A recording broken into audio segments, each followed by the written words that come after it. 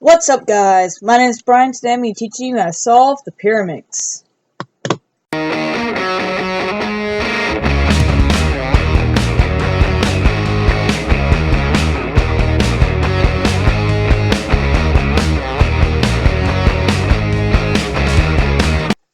Alright, before we begin the video, I just want to discuss some algorithm notation first.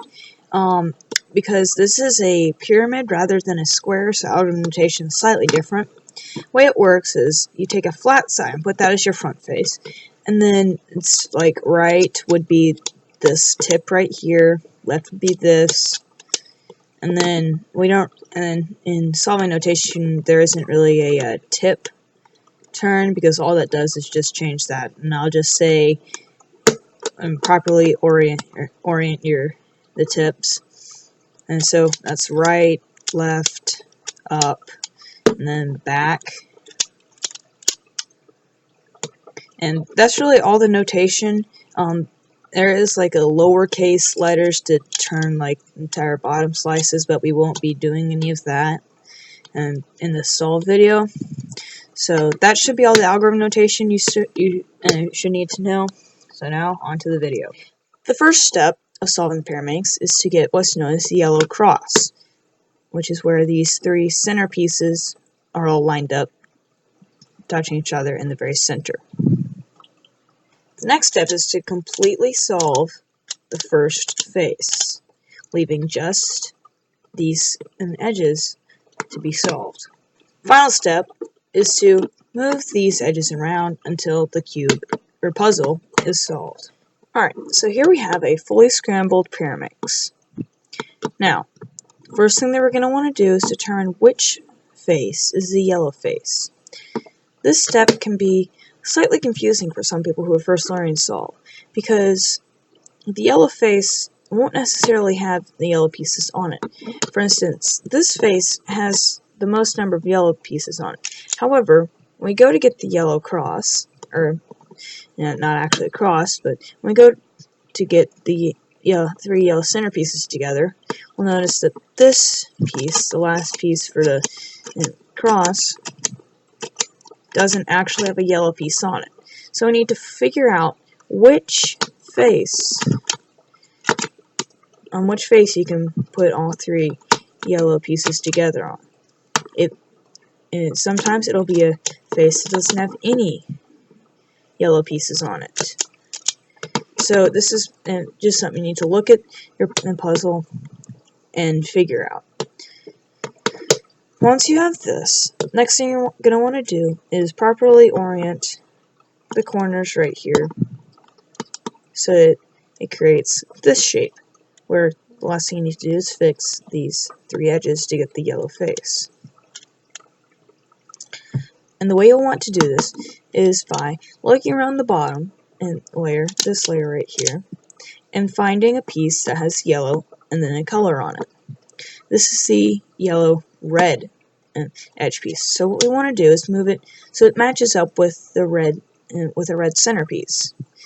If you put it right here, it won't match up with yellow and it'll be oriented improperly, much like this piece is, except imagine that this color right here is red. So you want to make sure it's matched up with a red centerpiece, and you're going to want to put the yellow face as your front face and form the following algorithm: right prime, back,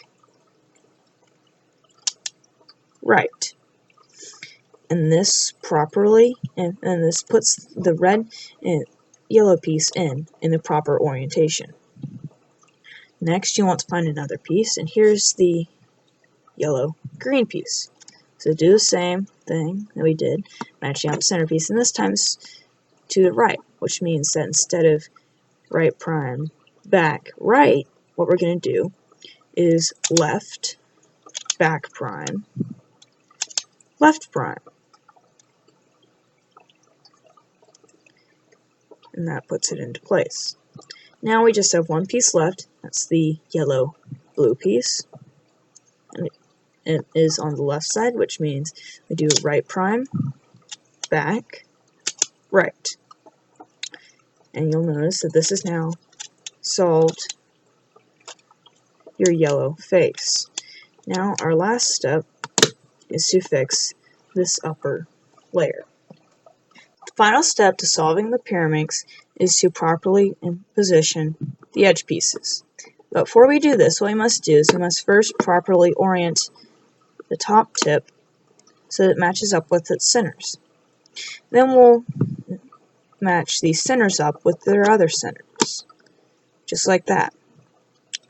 Now, all we have to do is rotate these pieces around until we reach a solved state, unless of course we encounter the parity situation. If we do, we'll use our parity algorithm. But until we do, we'll first use the algorithm that we use to rotate these around. And that algorithm is right prime, left, right, left prime, up prime, left prime, up, left. It has not fixed our puzzle, so I'll perform it once more. Right prime, left, right, left prime, up prime, left prime, up, left. Aha! We've encountered our parity situation. Now notice that this piece is in its correct place, but these two pieces right here are flipped. So in order to fix this, we'll perform our parity algorithm, which is right, up, right prime, up, right prime. You'll notice it has not fixed your puzzle yet. This is because we still need to perform our original algorithm twice more in order to solve our puzzle. So let's do it again. Right prime, left, right, left prime, up prime, left prime, up, left, right prime, left, right, left prime, up prime, left prime, up, left. And this has now solved our puzzle. And that is how you solve the Pyraminx. While solving your Pyraminx, you might run into this. While this is a quite interesting pattern, and while solving your Pyraminx, you don't want a pattern, you want it solved. And so, to solve this, all you have to do is just match up your centers like you normally do, and then perform your parity algorithm. Right, up, right prime, up, right prime. And this should fix your puzzle. You can also use this algorithm to create and to get to that situation should you wish to create the pattern. Right, up, right prime, up, right prime. And then you have this cool little pattern. If this video has helped you, and please leave a like, and if you haven't already, be sure to subscribe to my channel. I have bi-monthly videos released on the first and third weekends, unless of course I have a large amount of videos scheduled, in which case I will upload a video every single week. Thank you for watching.